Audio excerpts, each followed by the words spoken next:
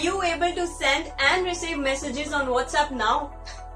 If yes, it is actually yes, because the issue has been resolved this morning. Then let me share with you one important WhatsApp trick that everyone should know about. I'm going to tell you how you can send WhatsApp messages without saving people's number on your phone. Hi, you're watching this video on BGR India as well as India.com. I'm Pavni Jain and it's time for me to share that important WhatsApp hack with you all.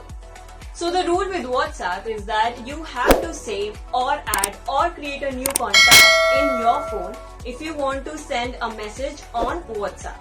But what if you want to skip that step? As in, you do not want to save a number and then share a message. Well, there is a step to do that. There is a method, and in this video, I'm going to show you how it's done. The very first thing that you need is a link. I have kept it in my notes on my phone. I will mention this link in the description box so that you guys can have it as well. Now copy any one of these two links.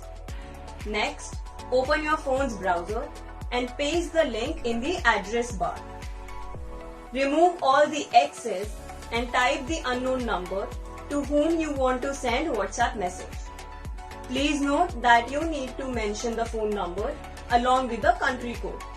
For example, if it is an Indian number, then you will type 91, which is the country code, and then the 10-digit number.